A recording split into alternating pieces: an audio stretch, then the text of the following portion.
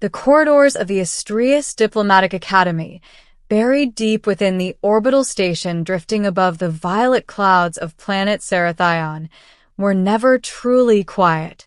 Even at midnight cycle, you could hear soft hums from the power cores or muffled conversations from cadets who thought they were whispering. But tonight, the hallway behind me was painfully silent. And she was there again. Her steps made no sound, but I felt her presence. Princess Velastra, heir to the Cerathion Empire, daughter of the legendary Queen Athelia, and one of the most intimidating alien beings I had ever met. Tall, graceful, unsettlingly observant, Velastra walked as if gravity existed only because she allowed it to. And for the last 8 days, she had been following me, not approaching, not speaking, just watching. I picked up my pace. Maybe I could lose her around the training wing. Nope. Her soft violet aura reflected off the walls as she continued trailing behind me like a patient predator waiting for the right moment to pounce. I finally snapped. "Do you need something?" I asked, trying not to sound like my heart was about to escape my chest. Silence. Velastra tilted her head, silver hair cascading like liquid starlight. Her eyes, 3 pupils spiraling like galaxies, blinked slowly. Then she gave a small nod. Great. She needed something. Wonderful. But what? I swallowed hard. Is there a reason? You have avoided me, she said softly. Her voice wasn't loud, but it hit me like a meteor strike.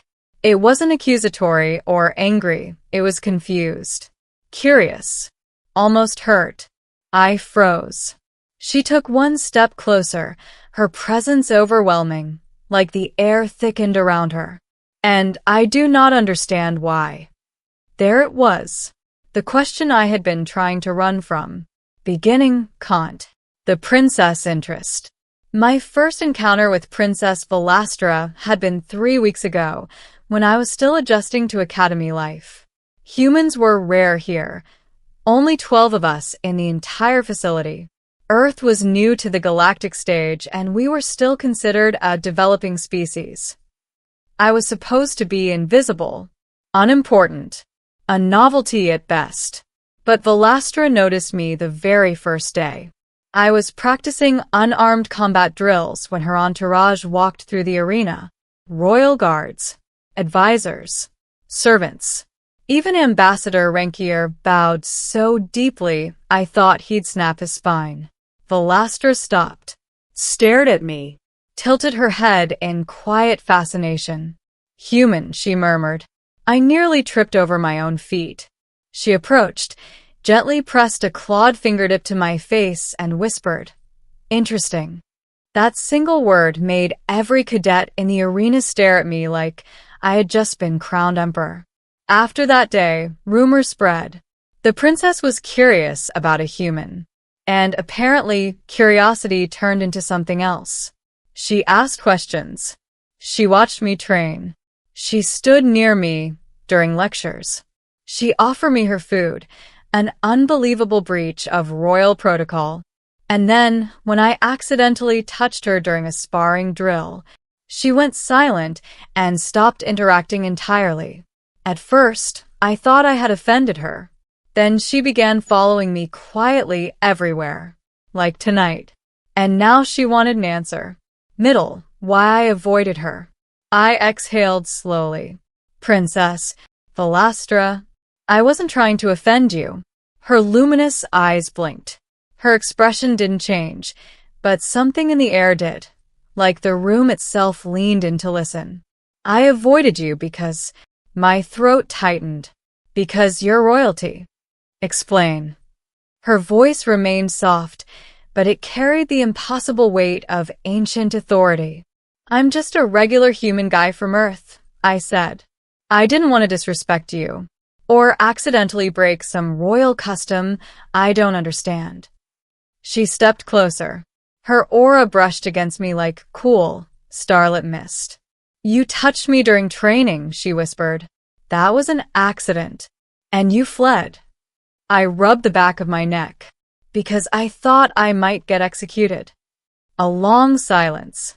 Then, she leaned even closer, her face inches from mine.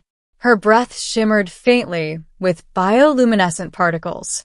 Humans, she murmured, are strange. My heart raced. Her gaze softened, an expression I had never seen from her. You fear harming me, she said quietly. No other species fear such a thing. They fear me. I blinked. She took another step forward. She was now close enough that her silver robes brushed my arm. But you feared causing me discomfort. You feared dishonoring me. You feared disrespecting what I am.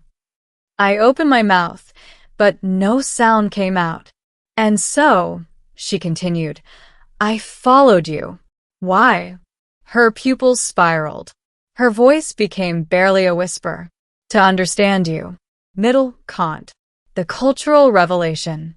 Velastra moved past me and stood in front of the window overlooking the swirling purple storms of Sarathion's atmosphere.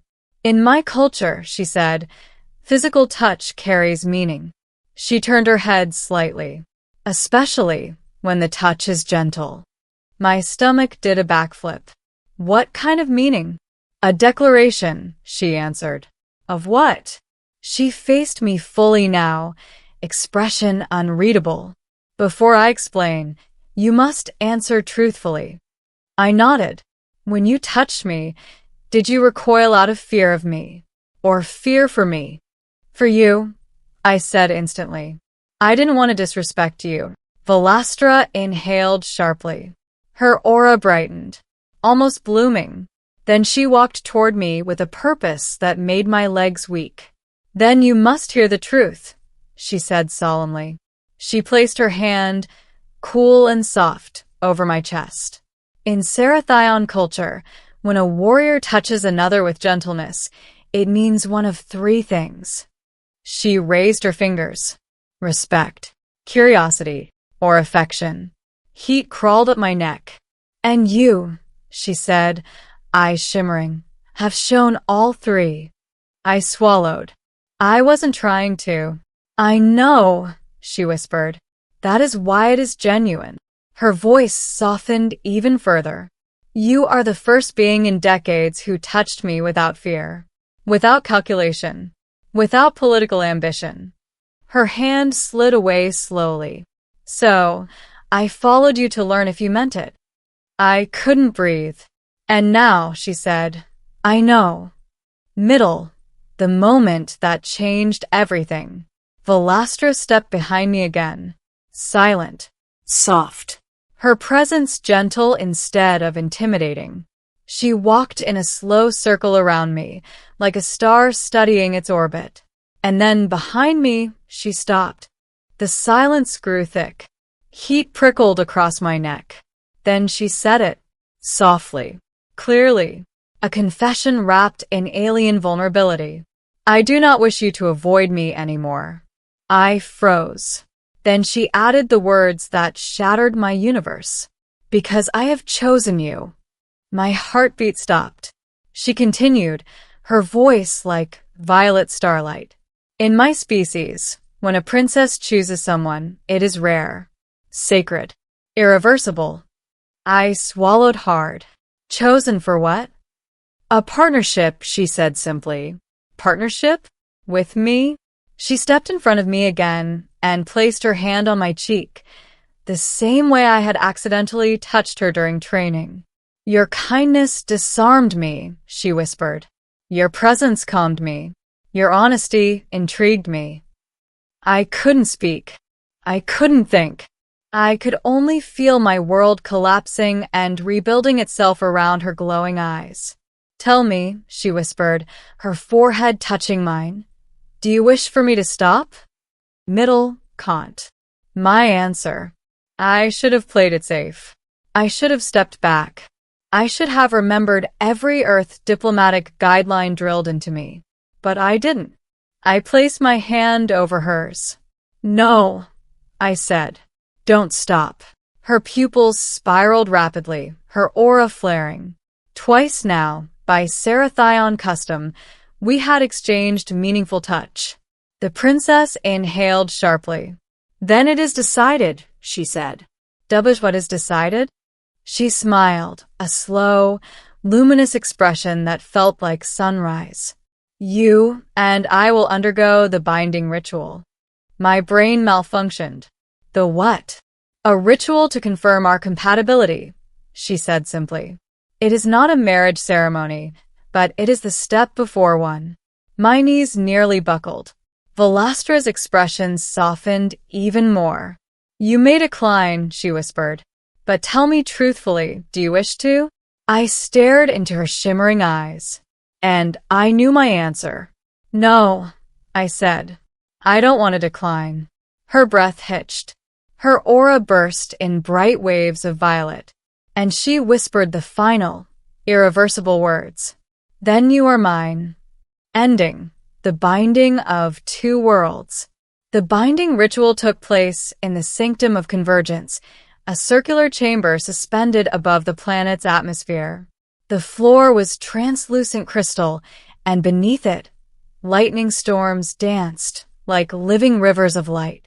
I stood at one end of the chamber. Valastra stood at the other. She wore ceremonial armor etched with glowing lines that pulsed with her heartbeat. I wore a simple academy uniform because humans didn't have ceremonial attire yet. Her mother, Queen Athelia, observed from her throne above. Her presence alone felt like gravity doubled. Step forward, the queen commanded. Valastra and I moved until we stood face to face. The queen's voice echoed around us. A binding ritual is a promise. If your hearts resonate, the bond will be forged. If not, she didn't finish. She didn't have to. Valastra raised her hand. I raised mine. Our palms touched. A shock of warmth spread through me, gentle, electric, alive. Her aura intertwined with mine, swirling like merging galaxies. We were supposed to hold contact for 10 seconds, but that's when it happened. Her aura surged, bright, powerful, resonant. Our energies synced instantly. A gasp rippled through the chamber. The queen stood from her throne, shocked. It is immediate, she whispered. A perfect resonance. Valastra shuddered as the energy merged completely. When the ritual ended, she collapsed forward, straight into my arms. Her voice was breathless. You have no idea, she whispered, how long I have waited for someone who could match me. I held her firmly, steadying her. And you, she said, looking up at me with eyes brighter than stars, you feared disrespecting me when you were destined to stand beside me. The queen descended from her throne, her expression unreadable. She circled us slowly. Then she spoke. Human, she said, you are now bound to my daughter. Your life, your future, your path, they intertwine with hers. My voice trembled. What does that mean for me? Valastra squeezed my hand. It means, she whispered, you will never walk alone again. The queen nodded approvingly. From this day onward, she declared, you are recognized as the chosen consort of Princess Valastra. My chest tightened. Valastra leaned into me. And then she whispered the words that marked the true beginning of everything. You don't have to fear me or losing me ever again. The chamber erupted in light. The bond was complete. And for the first time since arriving in the galaxy, I wasn't just a human. I was hers. And she was mine.